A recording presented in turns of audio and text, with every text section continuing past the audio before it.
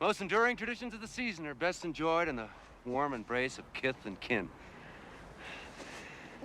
The three are the symbol of the spirit of the Grithwald family Christmas. Dad, did you bring a saw?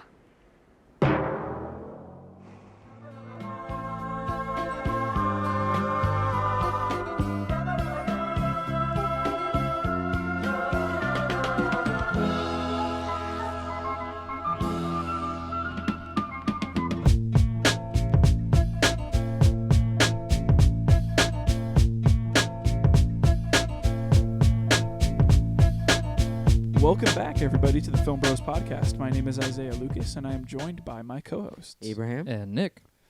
How we doing? Long time no see. I know it's been a minute. It has been a minute. It's been a minute. It feels like it. Feels weird, huh? Sitting here. Yeah. I don't know if it feels weird sitting here for me. It feels like a return to form. Because last week, Yeah. Monday, No movie to our watch. recording day Nothing. come around, and I'm like, oh, man, we're not getting together. Yeah, And then the day where it comes where I needed to watch the movie, I'm like, I don't got to watch What movie do I something. gotta watch? Yeah. And then the day came around whenever the episode was supposed to be posted, and I'm like, this feels weird. The episode should be out right now. Like, I didn't get a notification on my phone. Yeah. yeah. Yeah, it was definitely weird because I ended up closing on that day, I think.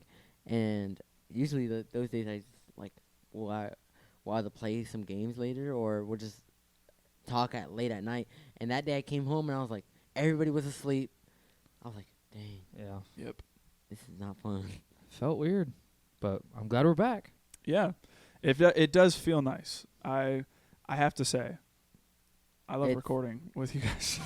I love it. It's like one of those things where I look forward to it every week, and I'm like, I got to get together with my boys. We get to just hang out and talk about a movie. It's Yeah.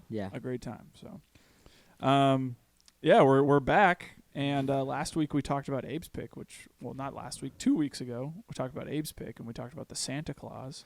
True. And in doing He died. so... No, I'm kidding. I'm not bringing that back up. In doing so, well, we decided we were going to take a week off and then come back, and then we're going to take next week off to enjoy the holidays with our families and with one another. And we are now going to be talking about another Christmas classic that many a household have to watch yearly, I have found out. And this was a Christmas movie that I ended up watching a little later when I was in my childhood and going into like my teen years. But it was never one that like I watched every year with my family. Like that was always reserved for Home Alone and How the Grinch Stole Christmas, Elf, and It's a Wonderful Life. Right. And for a lot of people, I come to find out, the movie that we're talking about today was one of those movies where they're like, I got to watch it every year. And that being National Lampoon's Christmas Vacation. This movie came out in 1989, and surprisingly, I did not know this, was written by John Hughes. Yeah. If He's you done did not- like all kinds of stuff, hasn't he? Breakfast Club, Mm-hmm. 16 Candles, like Movies that he's we've done Home done. Alone. Yeah, He movies has that- written Home Alone Mhm. and Home Alone 2. He has he's got so much heat under his belt. Oh, yeah. This guy. And I mean, you could look through his entire catalog and just be like, dude, he did that movie? Mm-hmm. Dude, he did that movie? What? Like, he's done so much. But written by John Hughes, so that off the bat, you know you're going to get a quality film. Yeah. And then is also directed by Jeremiah S. Chechik, who actually came in after the original director for this film decided to leave. Oh, Which, a little fun fact here before we get into it. Usually throughout the National Lampoon's vacation movies, they all star Chevy Chase, who is like he is Clark Griswold. He's the family man who is trying to take his family out on a vacation, and it just always seems to go wrong every step of the way in all of those movies. And I guess I never really knew this, but Chevy Chase is like, I guess, notoriously very difficult to work with. And like people really complain about him and like say that he's a big jerk. Really? Yeah, which kind of blows my mind because I've only ever seen him in the context of like Clark Griswold. Yeah. And like a movie like The Three Amigos, or like things like that, right? What? I didn't know that was him. Yes, he's in the Three Amigos with Steve With Martin. Steve and Martin, freaking Martin yes. Short. That makes so much sense. Yes. So like I've only ever seen him in those contexts of like lighthearted, comedies. And then when I hear like he's a jerk, he's hard to work with, he's difficult and yada yada and all this stuff, I'm like, I never would have even thought that. That's Did he drove off the kinda old wild. director, or is that what you're trying to say? Yes. So the original director actually went on to direct another Christmas classic. Which was So the director's name was Chris Columbus. Does that ring a bell? for anybody? yes, it does. Chris Columbus. He directed a Christmas classic, which is an episode that we have done. Is it Die No. No, who is it? What is it? It's also written by John Hughes. Home Alone 2. Home Alone 1. Home Alone 1. Freaking Loan. Yeah, so he was originally slated to be the director here. And Chris Columbus came to the realization that he just couldn't work with Chevy Chase after he met him. What? And so even though at that point, I guess Chris Columbus really needed the job at that point, he stepped away from it and said, no, I'm not doing this. I'm not going to take the job. And he was actually worried that it was going to end his career. But then John Holmes brought him in to direct Home Alone a year later, because this movie came out in 1989. Oh, wow. Home Alone came out in 1990. Yeah, So wow. you think he just took a break? And he was like, I need to take a break before I do anything else because this guy drove me crazy. Came out with an absolute banger, though. He stepped away from the entire project and said, I'm not going to direct. Well, that's what I'm saying. But And then John Hughes brought him back and said, I want you to direct Home Alone. He decided to do so, and Home Alone became a massive hit and Absolute banger. earned over 6 times the amount that National Lampoon's Christmas Vacation did with the budget of $10 million less. Oh, he does do. do I need to have the budget up for Home Alone when I say that? He does Home Alone 2 as well. Yeah. Chris Columbus does. Okay. That's yeah. crazy. He stepped away from this project, got a new project the next year, And made, and a bigger made banger. 6 times more money than what this movie that we're going to be talking about did. Yeah, I would argue that it's way more like a staple in homes around Christmas time. Oh yeah, Like, definitely. I have, maybe it's just how I'm raised or whatever, but I've never heard of any of the National Lampoon movies at all. Really? Yeah, only from you guys or from like one of our other friends. That's the only time these movies are ever even mentioned to me. Like this is my first watch, Oh, wow. and I didn't even know there were supposed to be movies before it. Wow.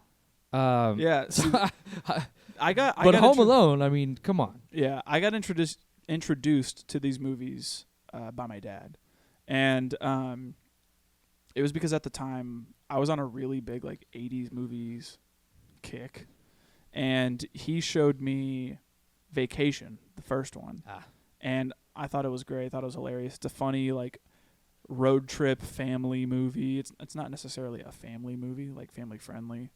But it's about a family going on a road trip and just everything going wrong any which way possible that it could. And then when I saw Christmas Vacation, I was like, this is great. It's funny. But it was one of those things where like I watched it and it was never like a staple for me. And then they would go on to do European Vacation and Vegas Vacation and all this stuff. And I watched them, but it was never like, oh, these movies are like, they like have a hold on me or a grip on me or anything like that. But yeah. What about you, Abe? No, you were the one that introduced me to this movie. Okay. And so I had said on the last episode that I've never watched this movie, but I had probably gotten like 10 minutes into this movie, and there was a scene that like triggered it that I have seen this movie. And I remembered it. I watched it with you in the living room, and it just brought it back to me. But there was still so much that I didn't remember. Mm. So a lot of my like stuff is in. I can't talk. There's some this family reminds me of a family that we know, Oh, and I'm not gonna say the name. Okay. But immediately I was like, this is gonna be a good watch. But a lot of my stuff is gonna be in bro moments. Yeah. It's Okay. But you were the one that introduced me to these movies. I've never seen any other National Lampoon besides this one. Okay. I will say, this movie put me in the Christmas spirit way more than the previous movie we And did. the Santa Claus? Yeah, this one. Yeah, I see that. This one just felt like Christmas. It felt like, you get to see the snow, you hear all the classic Christmas songs, you see a family coming all together from across the world or whatever. Yeah. And it's just kind of chaotic, but it all still like you're there just to bond and to give gifts, and it just felt like Christmas. And something that's crazy is this movie specifically stops on Christmas Eve. Yeah, it does. Like usually Christmas movies, we get to spend Christmas morning, watch Yes. people open the gifts and everything.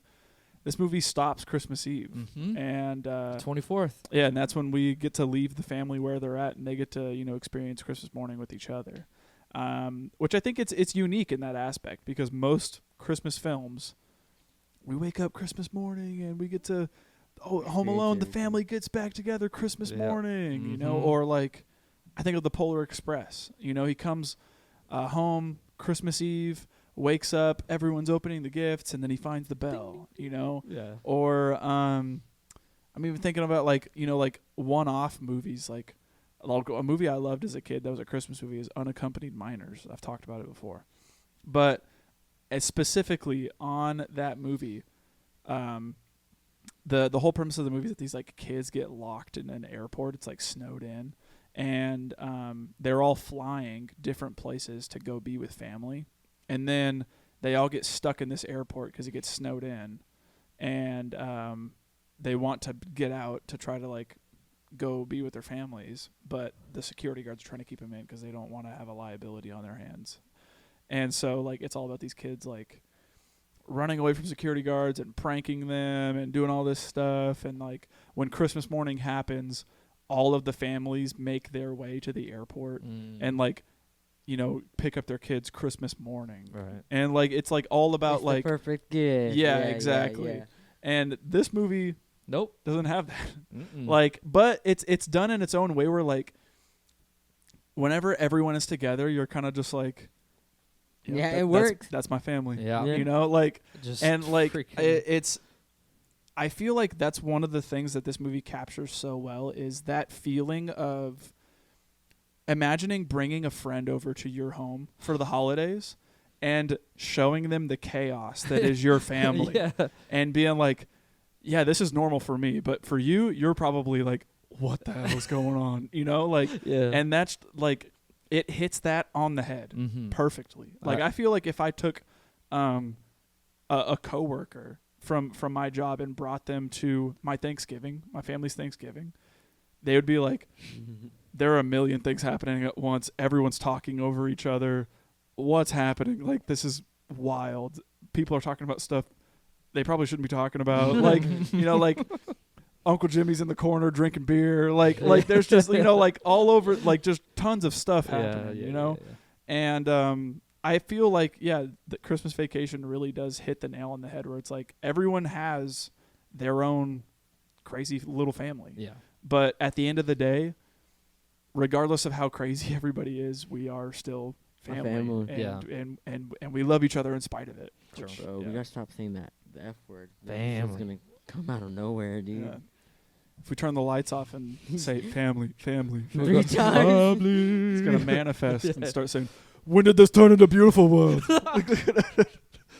You're beautiful. We got to do the pentagram right there. No. Stop. Yeah.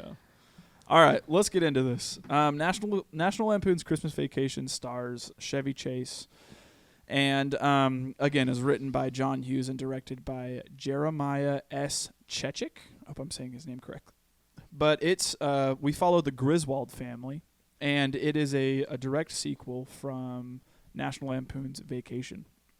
And so we follow Clark Griswold, Ellen, Rusty, and Audrey, and we get to see some returning characters that come from the first National Lampoon's Vacation movie, as well as some new ones that get introduced during the Christmas Vacation film.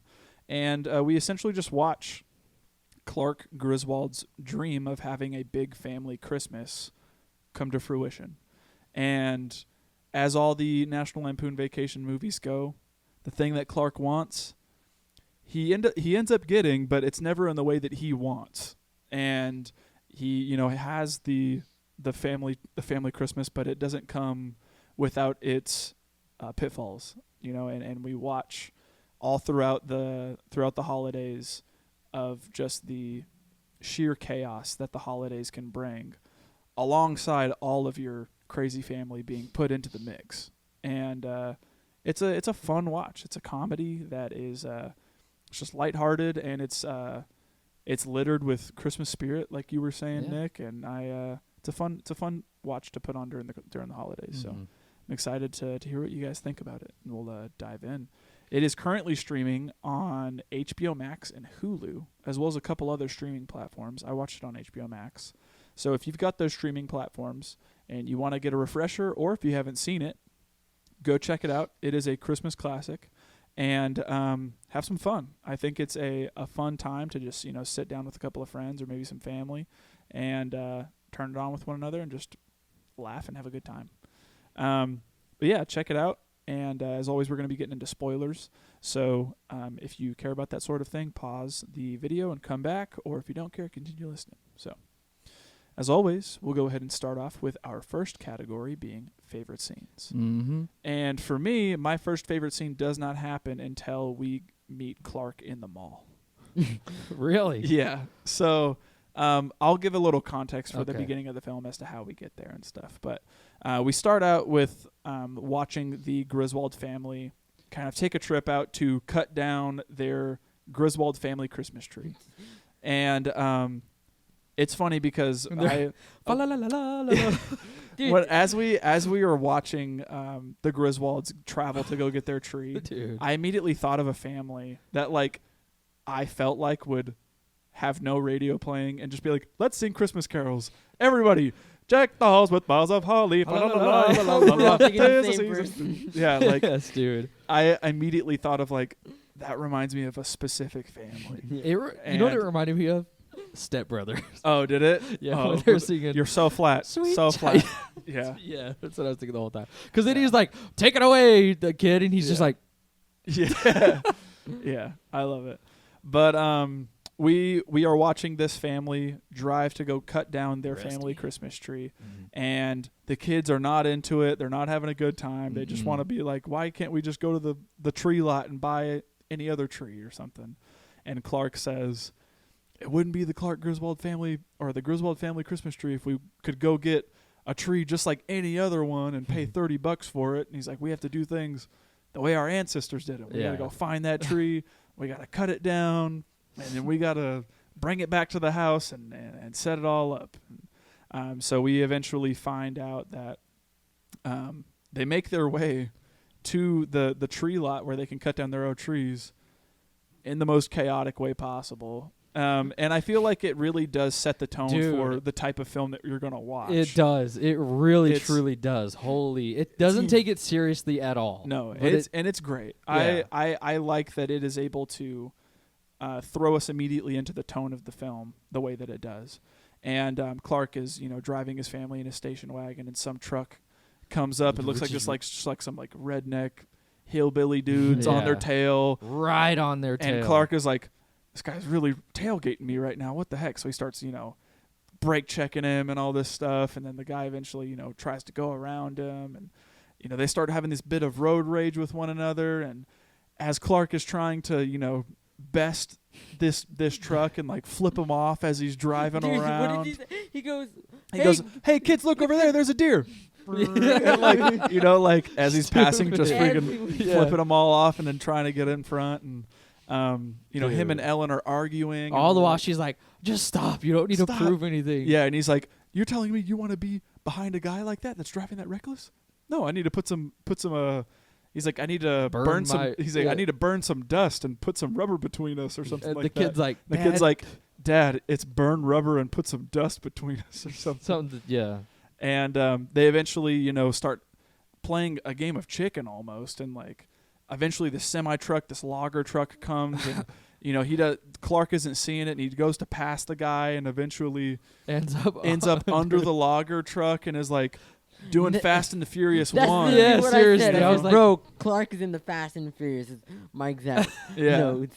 So he's doing that, and he starts freaking out, and then eventually just kind of wings it and jerks it out of there, and takes a jump, and lands right into the tree Perfectly. line. Yeah, and it's not like, holy crap, what just happened? He was like, oh, we made it in record time. Like, Yeah. like, It's a normal occurrence for those yeah, kids. like in that it's life. just a, Yeah.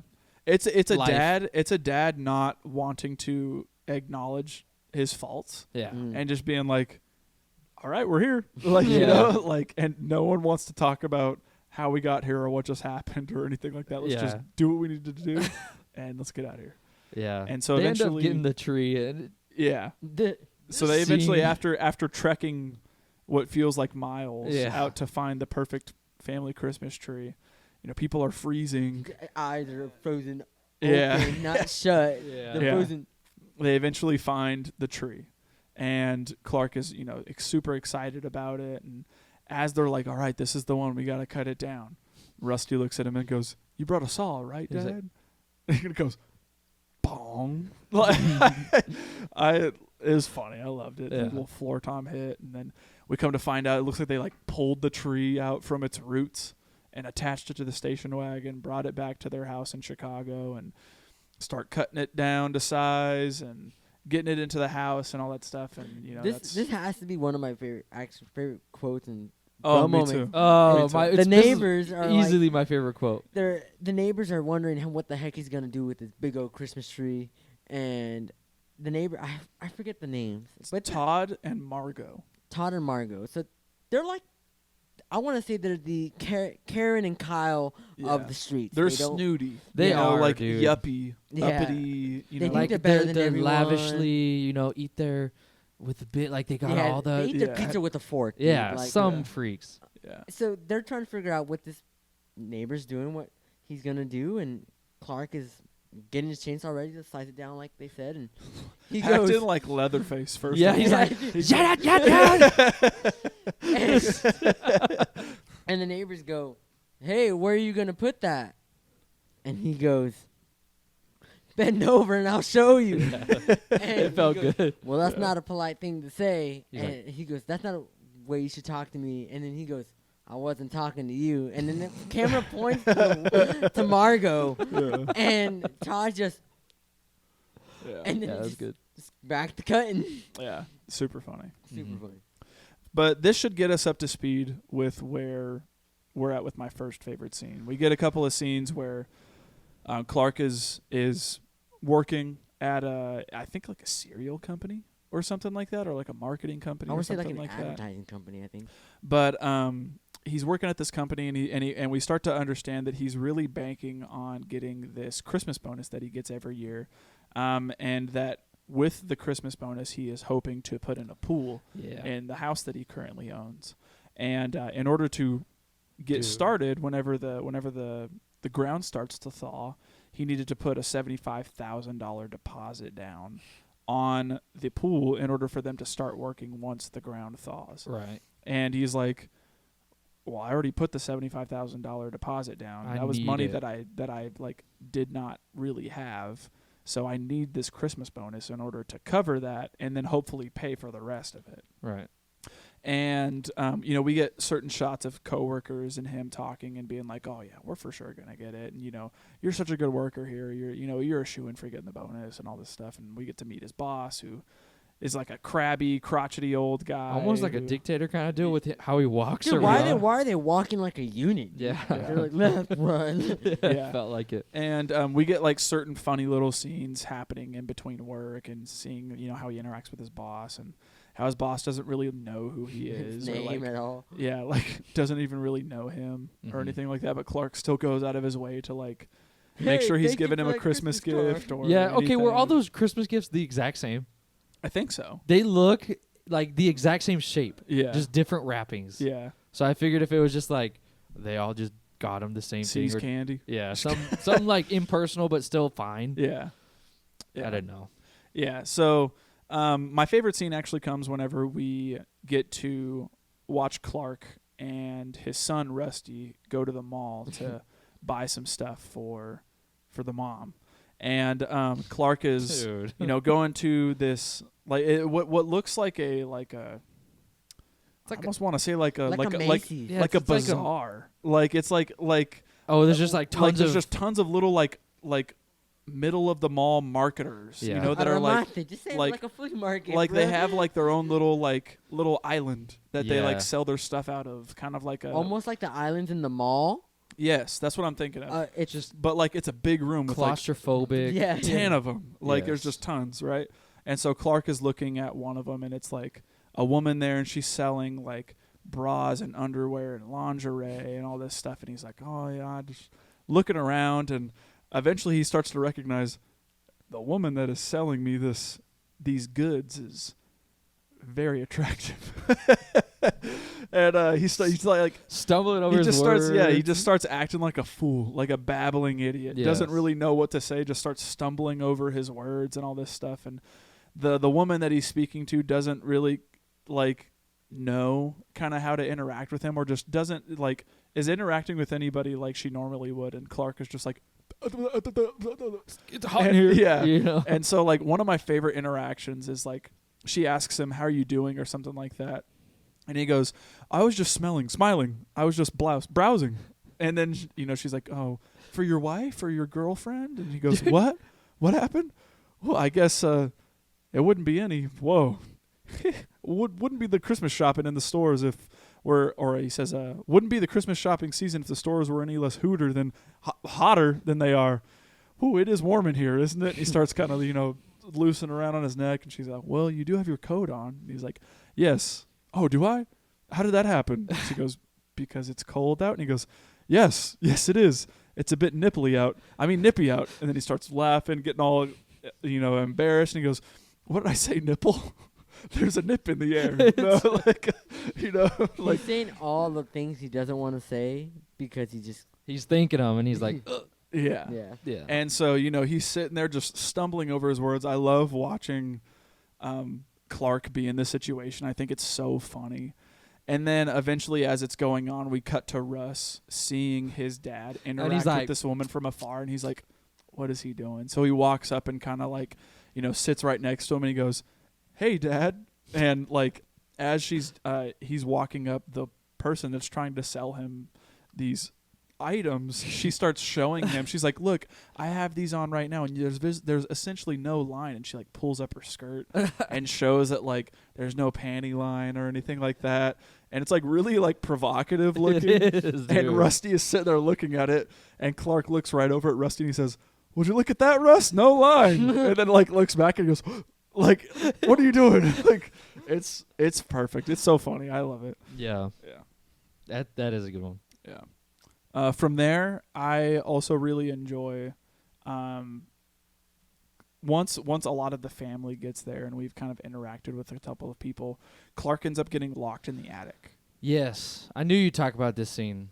Yeah, and I think it's one of the very few sentimental scenes in the movie that like I don't know, just it hits me. It tugs on my heart a bit, and like it I don't know, it hits different for some reason. Do you guys have anything before that? No, this scene was an abrupt because I didn't expect to get emotional. Because I did get a little emotional, but also it just made me laugh as well because of what he's wearing.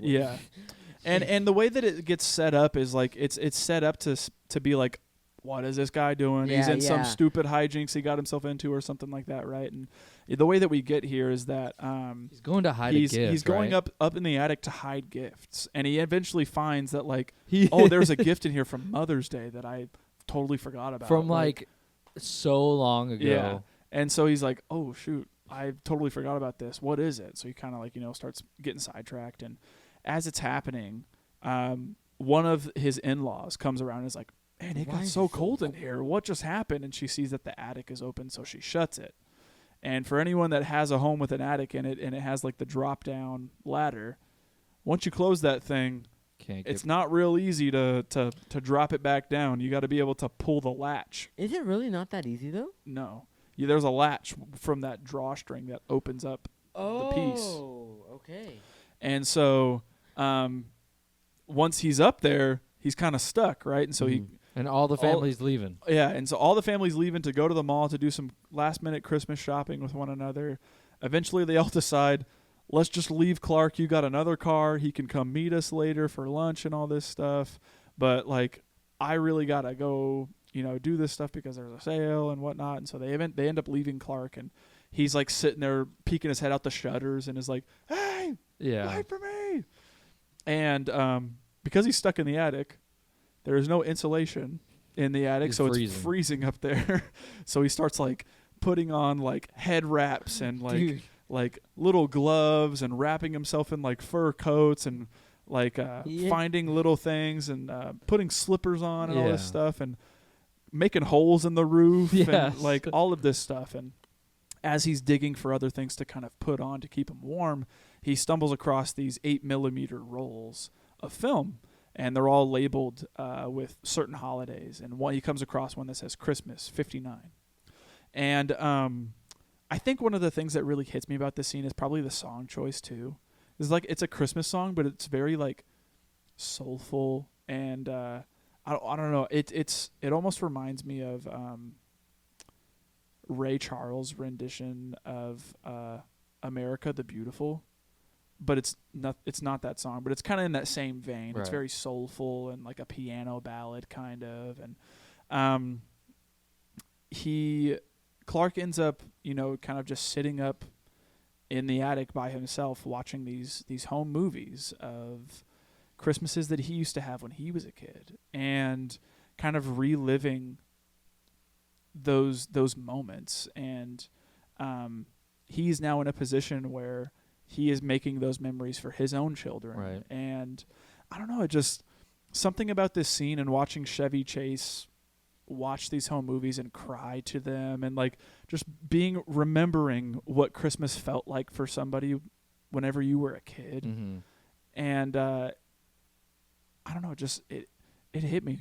Yeah. It hit me different, and like it made me think about my own home movies that my parents filmed for certain Christmases, and like how I would feel watching those again, and like being like, man, I was just a kid and I was so excited about getting some like toy cash register, or like little things like that, and then being like, man, I freaking loved Christmas as a kid. Yeah. And like now thinking about like one day I'm going to be able to do that for my children, and my children are going to have that excitement, for Christmas, and then they'll grow up and be able to do it for their kids, and so on and so forth.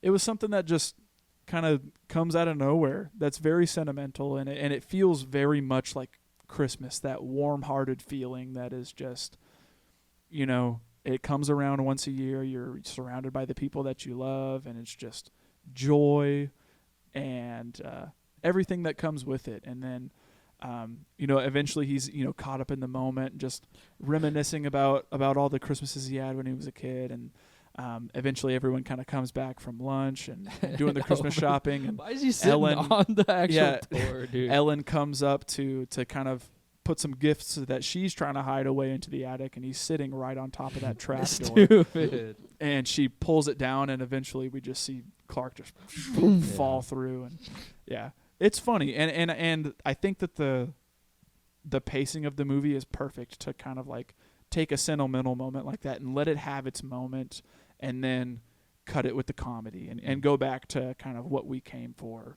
when you're watching a National Lampoon's movie. Yeah. But, I don't know if it's out of order, but I really enjoyed the scene where he's lighting up his house. When it finally turns on? Well, yeah. Well, I like this, even the build up before that too, where he's putting like, it all up. He's putting it all up. He's falling off the ladder. He's sliding down the roof. Like he's accidentally stapling his sweater to the thing and like dangling, and all of the things that could go wrong happenly to go wrong. Like he slides down the roof and is holding onto the gutters. Yeah. Like all of that's going wrong, and then you get to the moment where he's gonna turn it on, and all the family's outside, and he's like, what does he say? He's like, to the world. Yeah. And he's like, before he even plugs in, he's like, drum roll please, drum roll please. Yeah, and they're going, yeah. It feels nice, Yeah. And he ends up plugging it in, and nothing happens. Yeah. And everyone, like all the parents are like so mean, dude. Yeah. She's like, see, a waste of resources. I was like, oh. Or then like his dad kind of comes in and is like, hey, maybe one bulb is just wrong. You know how it works. If one is out, all of them don't work, or something like that. And he's like, I checked them, Dad. He's like, I checked them all. And he's like, well, maybe you got to check them again. And he's like, there's 125,000 lights up there. And he goes, well, you best start checking then. Yeah, he even says like, if you need help, just come get me. I'll be upstairs sleeping. Yeah. So he's not helping. And it's so funny because he actually seems really down. Like he wanted to see all these lights, and even you see his kids like saying, "Oh, Dad, even though they're not lit, they're still beautiful." Yeah, I can imagine. it. Yeah, they look good. Trying to cheer him up. Yeah. But they go inside, and the whole movie, I think it's another excuse for him to like be far away from his family too, because he can just be out there working on his bulbs or whatever. But it comes to the scene where he's fine, like he's trying to plug it all in, trying to do all his things. Well, you see a scene where someone flips a light switch, like in a shed. In the garage. Yeah, in the garage. Yeah. And he plugs it in finally, and he thinks that he fixed it. Yeah. And you just see this, like, it's almost like the opening of the suitcase Yeah. in Pulp Fiction, Yeah. where you just see this. This glow, but no one else is around to Right. witness it at first. Right, and you just see this, like, it's almost turning night into Yeah. day. And And even he's the all- neighbors are like, God, what? Well, Yeah. like Todd and Margot are next door, and they have a big old window. Yeah, they do. And they're enjoying their night like anybody else. And like No, they're about They're a- smooching. They're enjoying they're their drinking night. their Yeah. wine. Yeah, they are. Yeah. and And They at fall first- down the stairs. Yeah. Yeah. It's great too. Like whenever he does it and he's like, honey, Yeah. honey, come out, look. And like he's the only one that's seeing it in all of its glory. Uh-huh. in the background you see like It's that so much power is surge. like sucking all the power from the city. They got to turn on the nuclear power back up to Yeah. get so funny. the power back up, and eventually like his mom is the Turns one it off. that's in the garage. She comes and turns the switch off, and it turns back out as soon as Ellen walks out, and he's like, what just happened? What? No. Yeah. And is like freaking out and all this stuff and doesn't see what's going on and just starts freaking out, Destroying, kicking the Santas and all that stuff. And I actually found out that during that scene, that actual take, whenever he kicks the Santa, Chevy Chase actually broke his pinky toe. Did he really? Doing that, yeah. And so he broke it and kind of lets out like a like, so he broke his pinky toe in that take and then grabs some of the candy canes and just starts smacking some of the reindeer and the Santa Claus with it. Right. He resorted to doing that instead of kicking because he knew he broke his toe. And they kept that in and the. they kept that in the movie. That's good. Yeah. And breaking a toe, there's not much you can do. No. Yeah, you just tape that Especially sucker up and. Yeah. Your pinky toe is so small. Yeah. So Hey, if diabetes has told me anything, you don't need it. Yeah. So he starts going to town. That's out of pocket. I'm just thinking of like it gets amputated. Anyways, Yeah. But That's so out of pocket. it is. I'm sorry. I'm gonna get all fleshy red now. he starts going to town and freaking out on all the lights. And Doesn't he like kick Santa and it just flies up too? Yeah. Or is that's the scene, right? yeah. Okay. And so he's going to town and all of it. And eventually, Ellen walks back indoors, goes back into the garage, and is checking all Flips of the it. connections and making sure everything is correct. Dude, tell me that's not a fire hazard. He's got like Dude, there's so many outlets to outlets. to plugged into outlets. each other, and it's just like this mountain of outlets. Yeah. It blows my mind how It's that thing is working. extensions upon extensions. Is what Yeah. I meant to It's- say. Yeah. Yeah. And so eventually she's kind of checking all the connections, making sure everything's good, and then goes out back to look at And Clark. then he goes. And Clark is, doing his thing, trying to see what's going on, and still grumbling to himself. And then eventually she kind of like thinks about it and goes back. And right as he's about to unplug it and plug it back in again, she flips the switch on. Yeah. He plugs it back in, And and it lights up in all of its glory, and you just hear like, yeah. hallelujah. Yeah. And eventually everyone kind of comes outside and sees that the Yeah. house is all lit up again, and everyone is just kind of like, it looks so good. Yeah. Wow, Clark, good job. It's It great. was such. It's I fun. like this moment a lot. Yeah. Every square inch of that house is filled with lights too. Yeah. And it's like all his hard work paid off. Yeah. It's very nice. That house I love reminds me of the last house at Christmas Tree Lane. Oh yeah, it does. Oh, dude. Christmas tree. That I mean, That is. There's a quote that says, or there's a fact that I saw that houses that look like that are called the Griswold. Yeah, where Oh, they yeah, they get just- gaudy and very over the top and stuff. That is the last house at Christmas Tree Lane. Yeah. It is so overstimulated. What do you look Yeah. at? Like, dude, that It's tower thing just especially when you drive. Yes. Like, and everyone above you is driving, you almost have to like stop for a minute just to be able to like experience take it in all. every little bit of the it's lights. crazy how much lights there is. Yeah. It's so much. Yeah. It's good stuff. That's what this house reminded me of. Yeah, I just wanted to talk about that scene. It was one of the ones where it was a more drawn out moment, kind of with gags in between, but that final like everyone Yeah. gets to see the house just felt rewarding. Yeah. My last favorite scene that I've got here is when we've got every piece of the family that's going to be staying with them throughout the holidays in the home. And Clark wakes up one morning and goes to look out at the backyard, and he starts to envision what the pool will look Oh like. yeah, In the middle of the night. Yeah. dude. And this scene is so funny to me. I love it. But it's important context here. We have Ellen's brother Yes. and his family that are coming to Surprise. stay. They surprised Clark with a stay, and It's it's gonna last a month. yeah. And so Dude. yeah, so he Worst surprise ever. yeah. So he comes to find out that what they call him Cousin Eddie. Excuse me.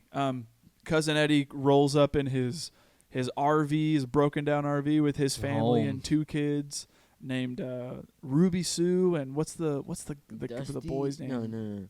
I Not forget No, the boy's Rusty's name. the actual Clark's son. I forget the boy's name, but I'm forgetting. they roll up and they're just kind of like, "Hey, surprise! We're gonna be here for the holidays and all this stuff." And Would you be upset if a family member did that to you? if they showed up out of nowhere and then said, "Hey, we're gonna stay here for a month," I would Not be, for a month, but say like, "Hey, like surprise, we're gonna visit you." I would, Dude, if I- it's a family member like him, I'd be pissed because he that's gonna be that high maintenance and obtuse. out of pocket too. Yeah. It's just oh Yeah. Dude, God. He is wild, but I love Cousin I Eddie. kinda He hate is- him.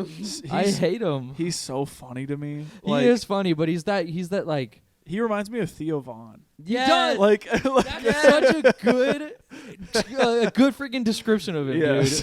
dude. Dude, imagine waking up in the morning and your cousin Eddie's outside dumping poop sewage Yeah. down the drain. into the storm drain. I would be And- like, first off, I'd go out there and be like, "Dude, what are you doing?" Yeah, But then I'd be like, What can I do? "What can I do?" Right. Like it's gonna happen sooner or later. What am I gonna be able to do here? Yeah. Like, he's just like one of those airhead characters where Yeah. he just does whatever the heck he wants. yeah, Is it he? With no cares, no thoughts. yeah. Just obtuse, Because of completely that, obtuse because of person. that plastic plate in his head from the government. Yeah, stupid. dude. Yeah. But my scene happens here whenever Clark is up in the middle of the night and he's envisioning the pool that's going to be placed in the backyard during the summertime, and he's thinking about all of his family that's going to be surrounding the pool and being able to use it and all that stuff. And he kind of cuts back to him, and he's like, the shot's looking at him through the window Right. from the outside of the house, and he's kind of looking at it, and then it cuts back, and all of a sudden, no family is there. And it's that woman that was selling him the lingerie, and he's envisioning her in a red bathing suit. And all of a sudden, as soon as he sees her, it cuts to Clark again, and he's like, oh. And like kind of perks up a little bit and is like, what's what is happening this? here? And like, it cuts back to the woman, and she's kind of doing like a Fast Times at Ridgemont High type thing where she's like, kind of like showing herself off and like teasing, taking off the I wanted straps. to talk about that. I was like, what's the point of taking off the strap and make like you see the shoulder anyways? It doesn't make it. But it's like it's the implication Yeah, that she is yeah. like, ooh, like Nothing's kind of. covering. Yeah, it's so like if I just move slightly. Yeah, yeah. Ooh, who knows? yeah, and so he's like envisioning this happening, and Clark is just like getting all excited. He's all goo-goo dolled. Yeah, It's he is. It's so funny to me watching Clark's reaction, like where he's sitting there just hyping this whole thing up in his mind. He's just like, yeah, like it's so funny to me. Yes. And eventually, like it gets to the point where like we see like she Takes off it off. camera fully takes off her whole swimsuit and like kicks it off, and the jumps swimsuit like in. hits the window, and you see Clark go, like kind of get shocked and all this stuff. And then there's a specific shot of him that I think is so freaking funny. Whenever Ruby Sue starts to walk into the kitchen and she sees Clark in his red robe and all this stuff, and we see this shot of Clark like spread eagle against the window and the wall, just like nose on the glass, just sitting there pasted to the thing. And then Ruby Sue kind of comes up out of nowhere and goes, "Uncle Clark, are you Santa Claus?" And he kind of turned around and is like, what? Like, and, like, gets all freaked out. And she goes, "Are you Santa Claus?" And he's like, No, I'm not Santa Claus. And she goes, "Oh, well, do you know Santa Claus?" And he's like, "I don't know him, but I know he's real." You know, and then this whole scene that started out as something of like a dad, you know, envisioning some hot girl that he, you know, is having all these fantasies about, turns into something, again, really sentimental and wholesome, where, you know, he's able to sit down with one of his, I guess, nieces, right? If it's niece-in-law, can you be that? I don't know, because Ellen is His Eddie's sister, right. so it would be his niece. Yeah. So he gets to sit down with his niece, who is very much less fortunate than his own children, and they get to have this conversation with one another. And it's super funny too, where she's like, he's like, "Are you guys excited for Christmas?" And she's like, "Yeah, I can hardly sleep. My brother's crapping bricks over there," or something like that. And he goes, "Oh, you shouldn't say that word." And she goes, "Oh, sorry, crapping rocks." Yeah. But she's saying the adult version of crapping. Yeah. Mm-hmm.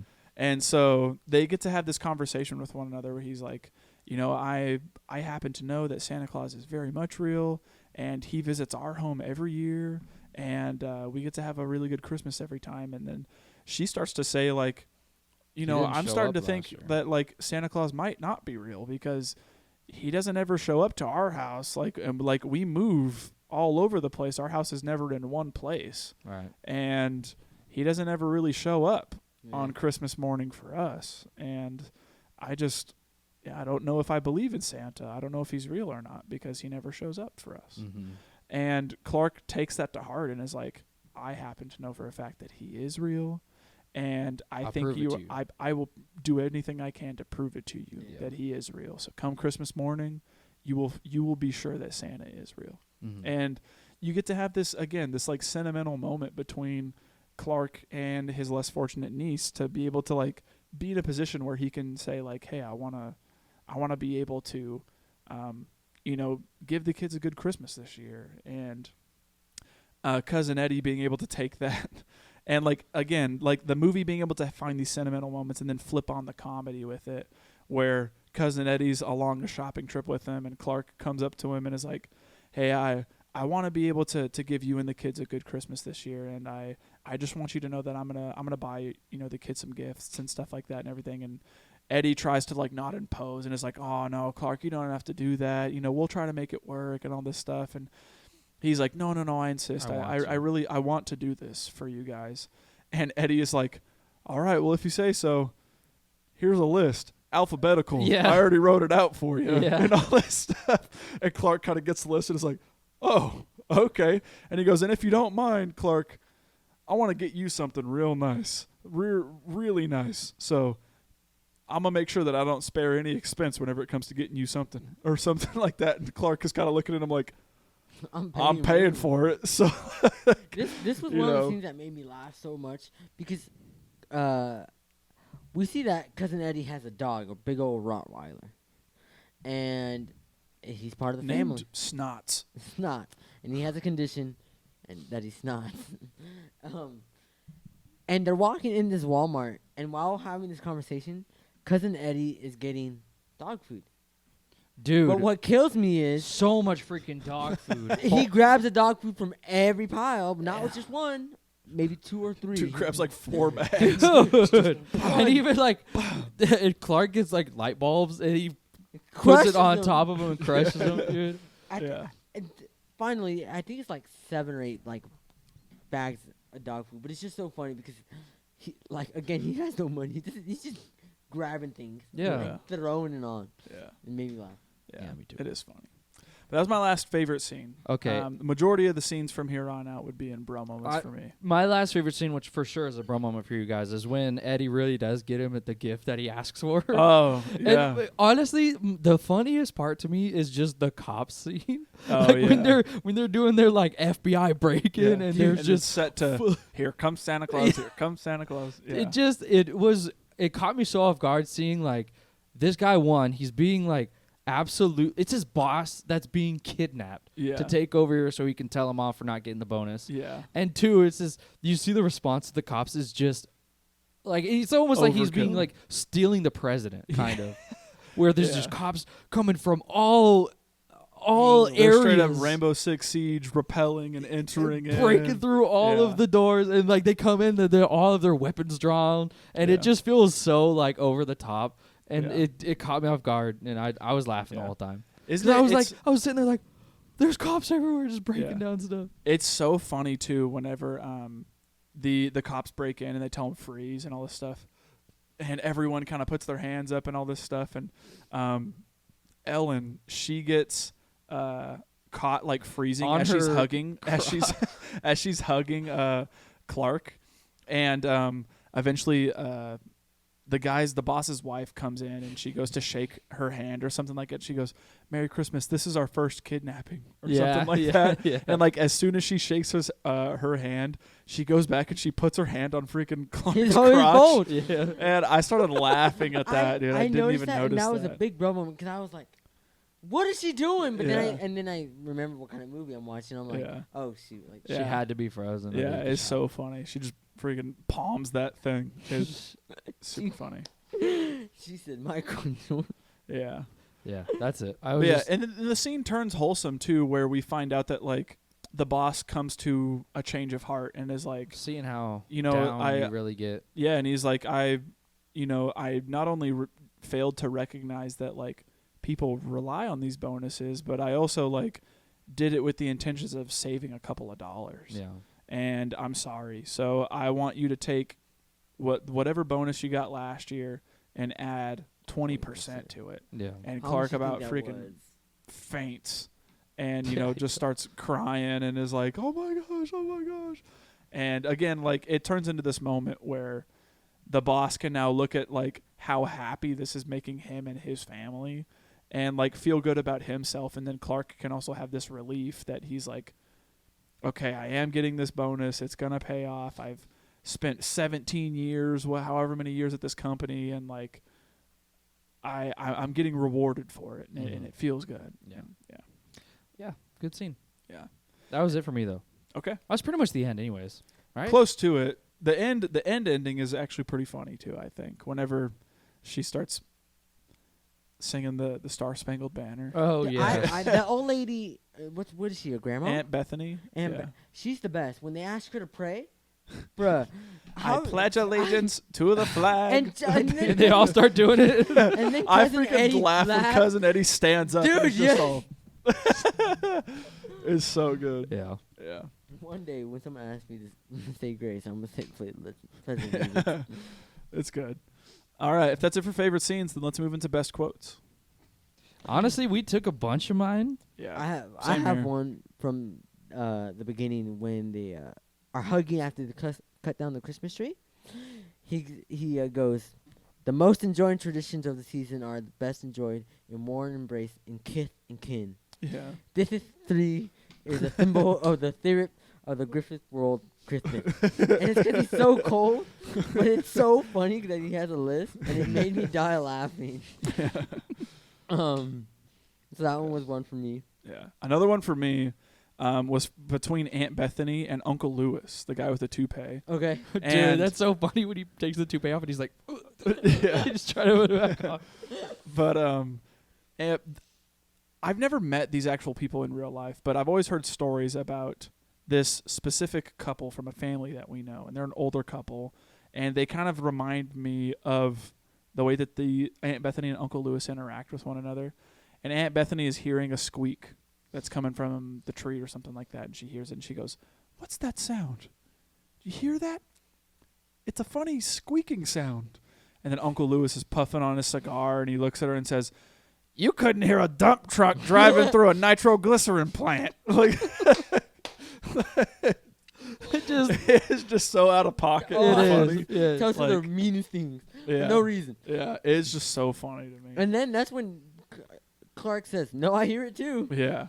And that whole scene happens with the squirrel, ripping through the house. Yeah. I have my last one is one from dinner, and it's between Clark and Eddie.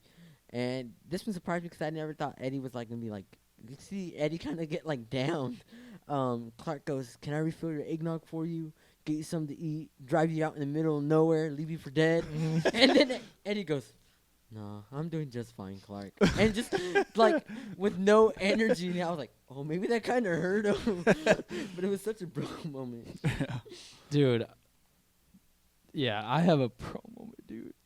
We were talking about the turkey. Dude, yes. That is gotta be, like, that caught me so off guard. The turkey just being like vapid. Dude, like, it reminded me of something from The Thing. When it went like, I was like, because it looked pristine. He goes, "It's a little dry." A little dry. There's cobwebs in there. I was like, how do you mess up that bad? Yeah. My last favorite quote comes from Ellen, and it's an interaction that's happening between Audrey, the daughter, and Ellen, the mom. And Audrey is like, "Well, how long are these people going to stay here? Why do I have to share a bed with my brother? It feels so weird. I don't like it." And Ellen looks at her and she says, "Audrey, I don't know what to say, except it's Christmas and we're all in misery." I thought you were going to say, she says, "Well, I got to sleep with your dad." Yeah, she does say that. She's like, "Well, I have to sleep with your dad every night too, so we're all making sacrifices." Yeah. Yeah. It's funny. Oh, man. That's it for me. Me too. Same here. Let's move into bro moments then. Yeah. We talked about, I feel like most of our favorite scenes were in the beginning, and those were most of my bro moments. So my first bro moment is when Clark is riding the sled. Yes. Dude, when he like puts some lubricant on the bottom of it, it just goes. Yeah, and he's like, dude, he's like great. Pinball Yeah, flying it's great. down the mountain. Yeah. I think it's funny too whenever he's like oiling it all up, and It like ignites on fire, dude. yeah. And when he's oiling it all up and he's telling Eddie like, "Oh yeah, we're gonna get cooking real fast when we do this," and Eddie's like, "I don't want any of that on my sled here." And he's like, "I remember I had that metal plate that went in my head right against the part of my hair here." And he's like, I don't want to do that again and mess up my hair that I got going on here." And he's like, because they then took out the metal plate and put in a plastic plate, and if there's one wrong move that happens, that plastic plate is coming out, it's gone, and then my hair is ruined. Mm-hmm.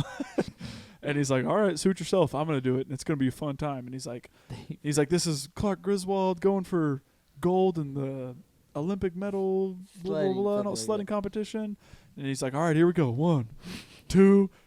And then right as he hits 3, it just freaking it like turns on silver rocket. bullet. Yeah, bro. Yeah, it's super funny. You see the bottom like actually melts away too. Yeah, I love it. That was absolutely wild. Yeah. Another bro moment for me I freaking loved was the moment where Eddie and Clark are drinking eggnog, and you can see Eddie's see-through sweater. He's like wearing this like super thin white V-neck sweater, and then he's wearing one of those like turtleneck collar things where it's just a turtleneck and it's just a square. Like, really? So you straight up see his nipples like through the sweater. So he's just wearing this he's wearing this turtleneck thing, and I forget what they're called. They're like I remember there used to be an old infomercial called like a camisole or a cami-wow or a cam-wow or something, and it was for women who like didn't want to wear an undershirt, but they would like clip this little piece into like a deep V-neck shirt. I found it, but I know the way it's describing it on here doesn't make sense.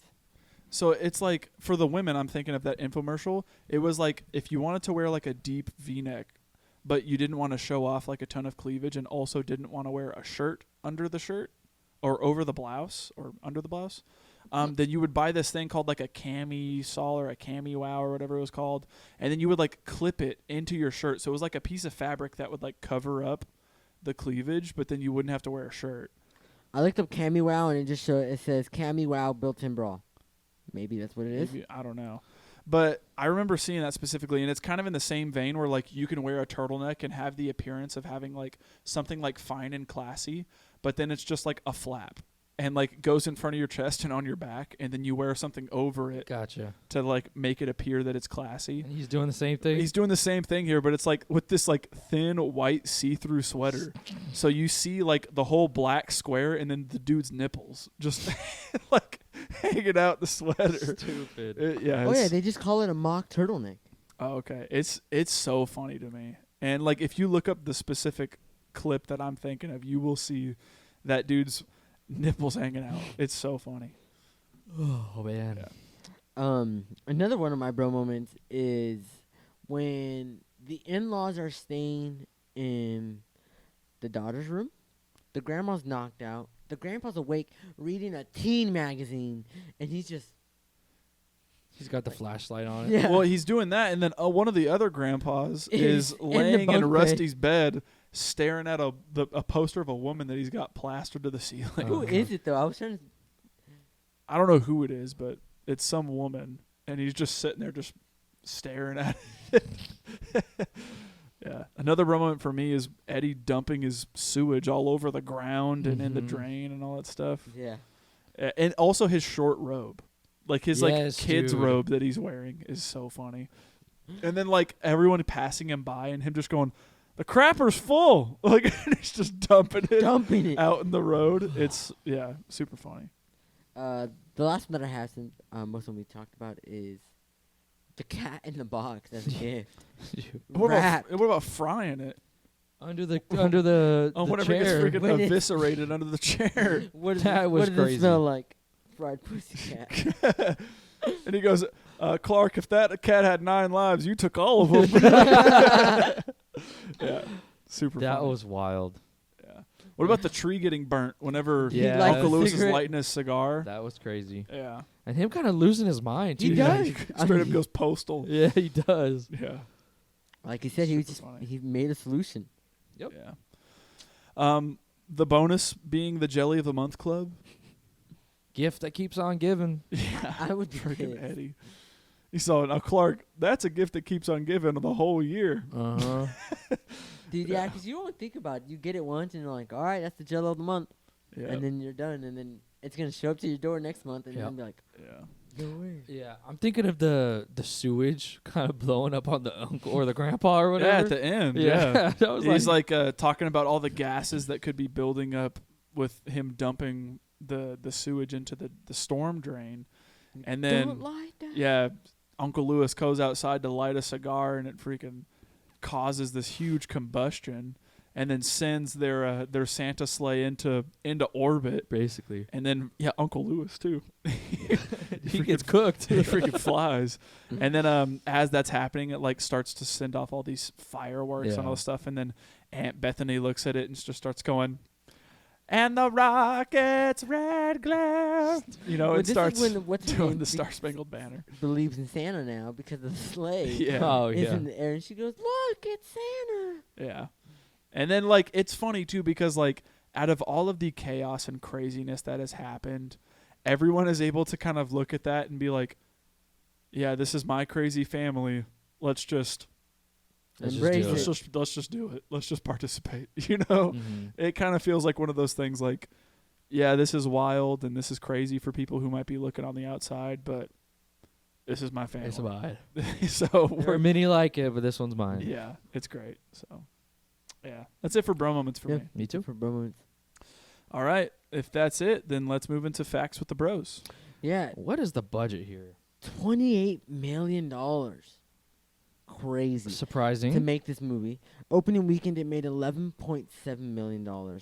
That's insane for a 1989 movie. To make $11 million?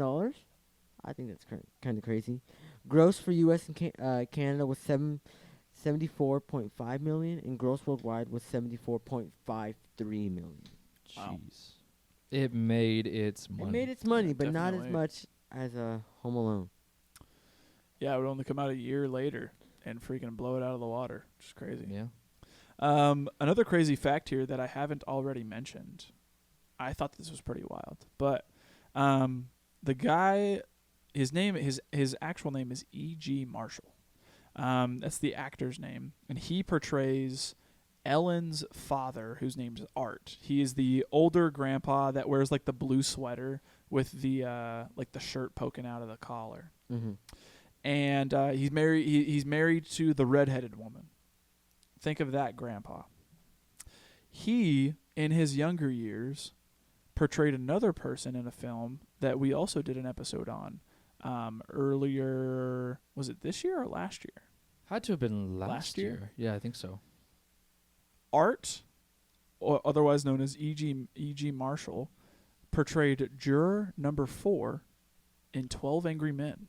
What? Yes. Blew my mind too when he told me that. I was like, Yeah.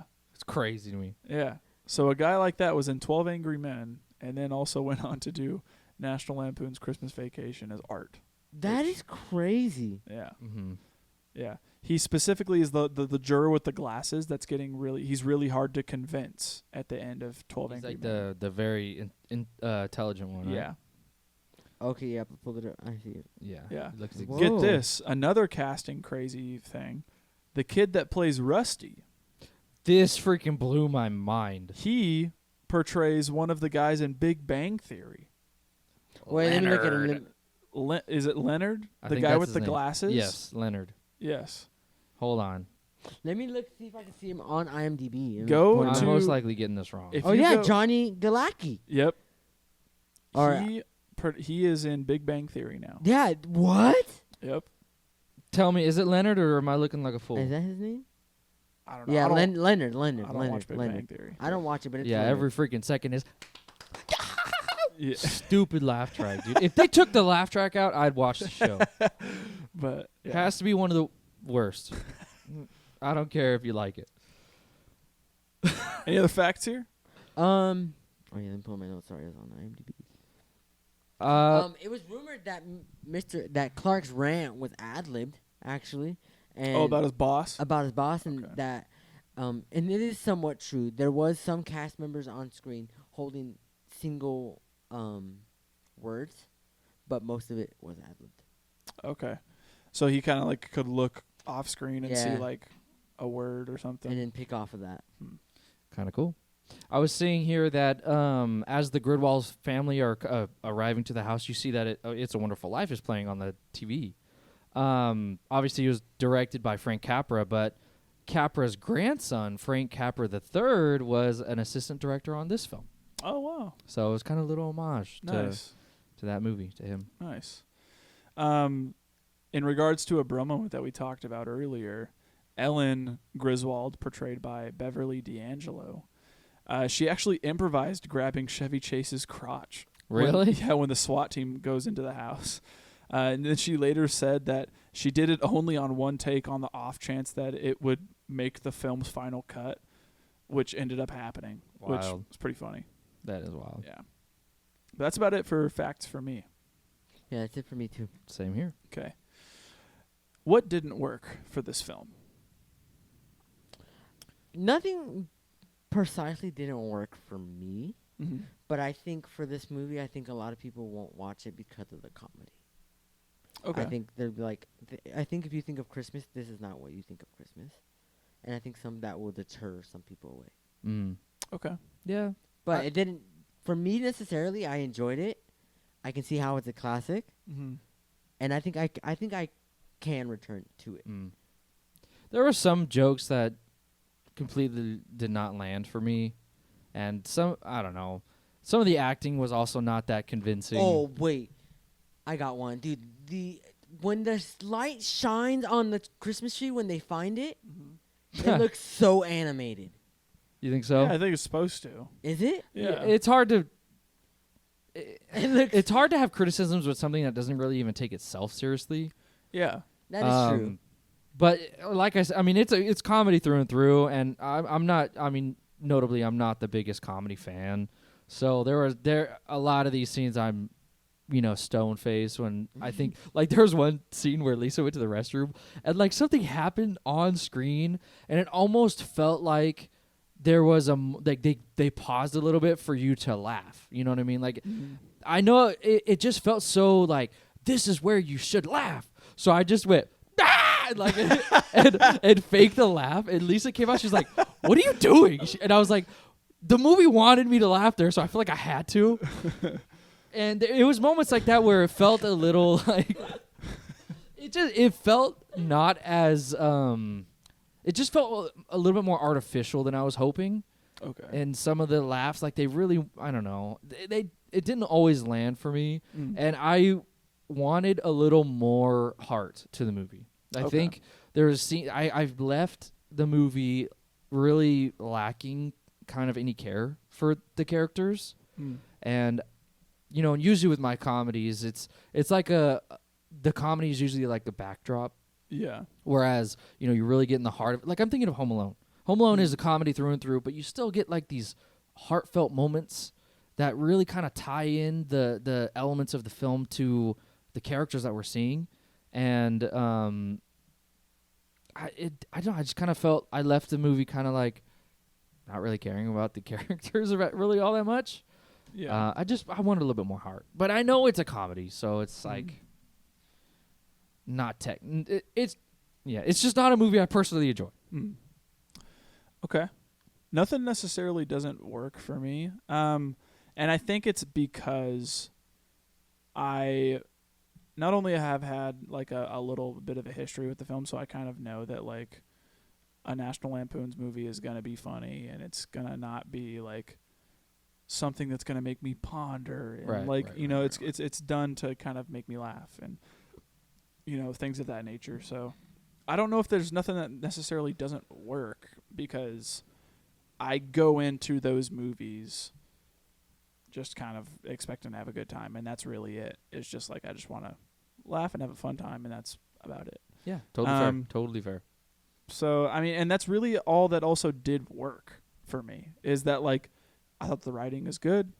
I thought it was funny, and, you know, it's a super easy watch. Like, there's nothing really else about the movie that kind of blows me away in regards to, like, performances or direction or cinematography, soundtrack use.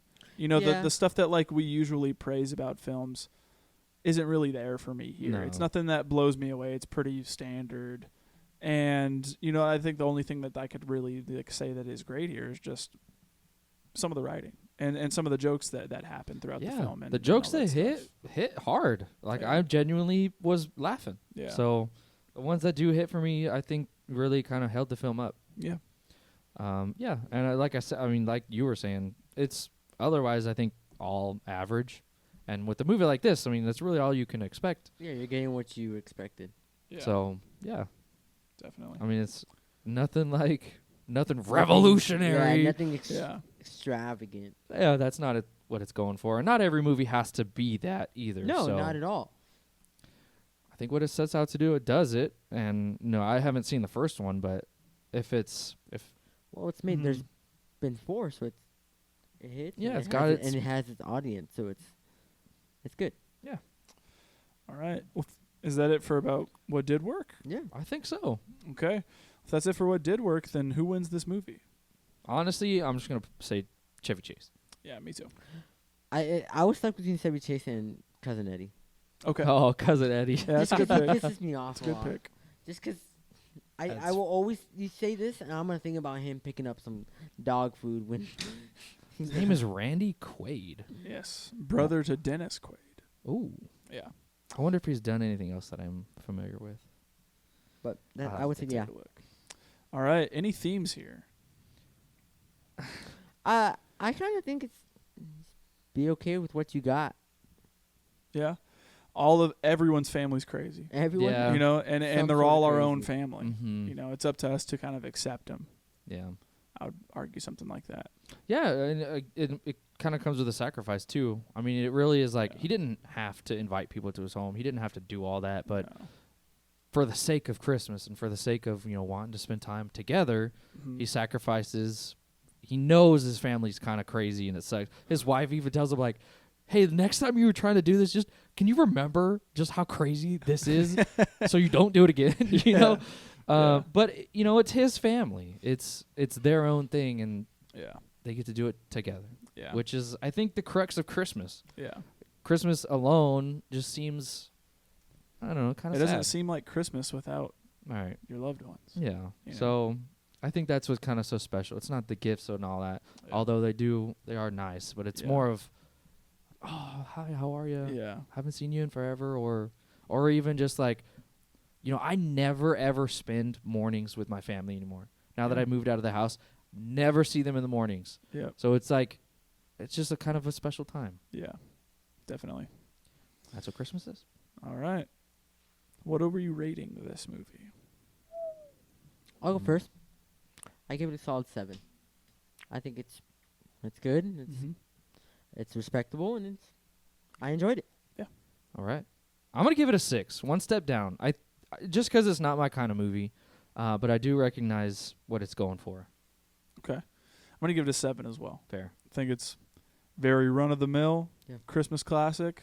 It's not my favorite, but it is one that I can put on and enjoy and just have a fun time with. Yeah, so. Absolutely. I kind of want to see the other one, see if they're as wild as this. I would recommend watching the first one, Vacation, so that way you kind of know. There's a lot of history. There's a lot of little inside jokes in Christmas Vacation that they directly build off of from the first film. So that's kind of like that's where you get like little tidbits. Like I'm thinking specifically of the little glasses that Clark and Cousin Eddie are drinking out of. They look like mooses with their antlers and stuff. That's a character in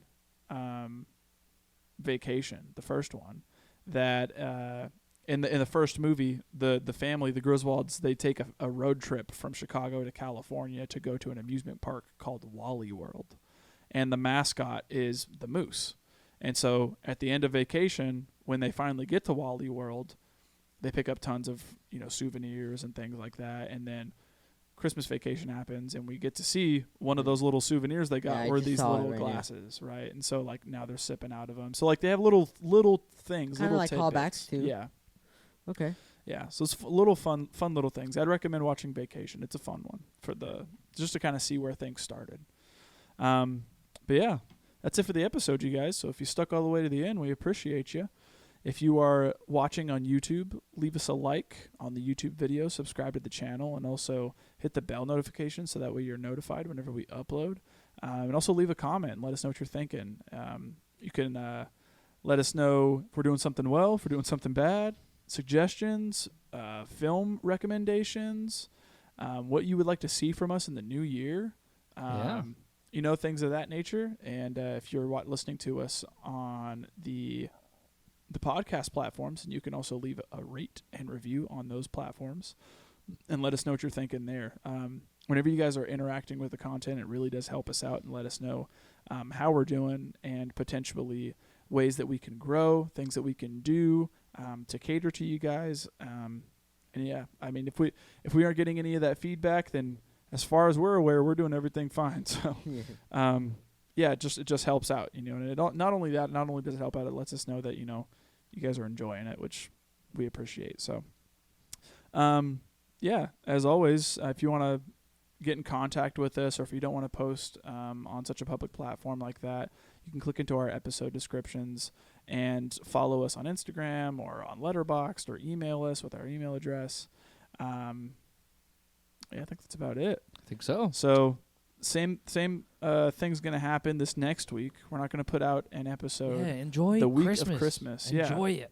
Yeah, and that's mainly done not only to preserve the finite amount of Christmas movies that we have, but also to enjoy the holidays and to spend that time with your family and your friends, and just really take in the season. I gotta say I'm excited for Christmas to come around, because not only am I excited to hang out with my buds and to give them the gifts that I got them, but also to hang out with family and to just